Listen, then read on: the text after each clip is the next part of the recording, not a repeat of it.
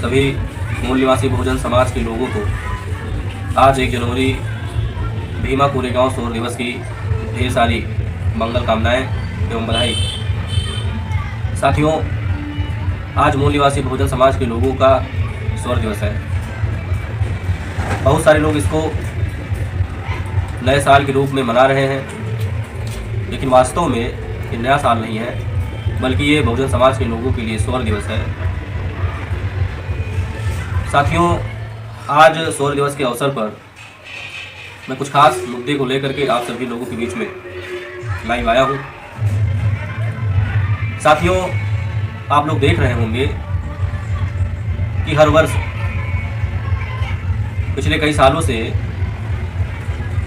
एक साल के बाद दूसरा नया साल आता है और दूसरे नए साल के बाद तीसरा नया साल आता है और तीसरे नए साल के बाद चौथा नया साल आता है। मतलब ये प्रक्रिया निरंतर चलती रहती है और हर वर्ष हमारे बहुजन समाज के लोग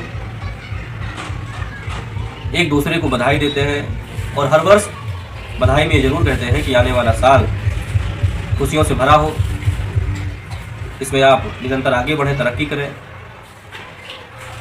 लेकिन साथियों, बड़े दुख के साथ कहना पड़ रहा है कि हमारे बहुजन समाज के लोग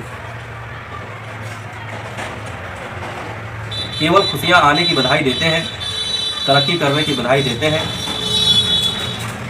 आगे बढ़ने की बधाई देते हैं, लेकिन आगे बढ़ने का जो एकमात्र साधन है वो साधन है भारत का संविधान, जो इस देश के तमाम ओबीसी, एससी, एसटी एवं इनसे धर्म परिवर्तित जो माइनॉरिटी हैं उन लोगों को आगे बढ़ने के लिए, अपने जीवन में खुशियां लाने के लिए अधिकार देता है।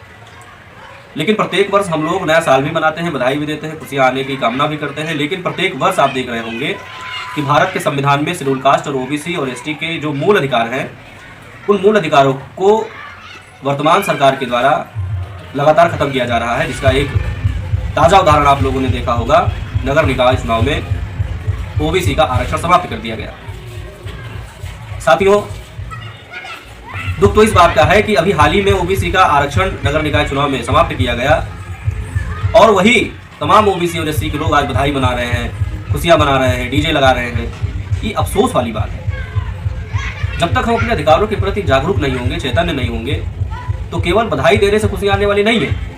यदि भारतीय संविधान में अधिकार आपके बचे रहेंगे तो निश्चित तौर पर आपके जीवन में खुशियां आएंगी और संवैधानिक हक और अधिकार समाप्त कर दिए जाएंगे तो खुशियां आए, ऐसा कहने से खुशियां आने वाली नहीं है।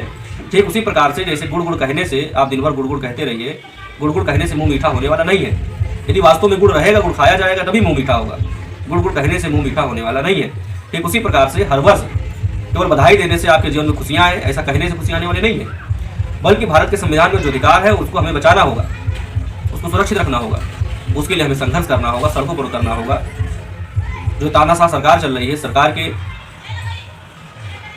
जो समाज विरोधी नीतियां हैं, समाज विरोधी नीतियों के विरोध में हम लोगों को आवाज बुलंद करने की आवश्यकता है। साथियों, इसी कड़ी में जो ओबीसी का आरक्षण नगर निकाय चुनाव में समाप्त किया गया है उसको बहाल करने के लिए राष्ट्रीय पिछड़ा वर्ग मोर्चा के राष्ट्रीय अध्यक्ष आदरणीय चौधरी विकास पटेल साहब के द्वारा 9 जनवरी को उत्तर प्रदेश बंद का आह्वान किया गया है। और इस बंद में मैं आप लोगों से निवेदन करता हूं कि पूरे प्रदेश में शेड्यूल कास्ट के लोग, ओबीसी के लोग, चूंकि केवल ओबीसी की लड़ाई नहीं है साथियों, आज ओबीसी का खत्म हुआ है, ये वर्तमान सरकार के द्वारा ट्रायल है। आज ओबीसी का खत्म हुआ है, अगर एससी चुप बैठेगा तो फिर अगली बारी एससी की, फिर उसके बाद एसटी की, इस प्रकार से सभी का नंबर आएगा। इसलिए हमें अपनी बारी का इंतजार नहीं करना है। ओबीसी का जो आरक्षण खत्म हुआ है उसको बहाल करने के लिए जो 9 जनवरी 2023 को राष्ट्रीय पिछड़ा वर्ग मोर्चा के राष्ट्रीय अध्यक्ष आदरणीय चौधरी विकास पटेल साहब के द्वारा जो उत्तर प्रदेश बंद का आह्वान किया गया है, आप सभी लोग उस बंद को समर्थन करें, सहयोग करें, ताकि ओबीसी का आरक्षण पुनः बहाल हो सके।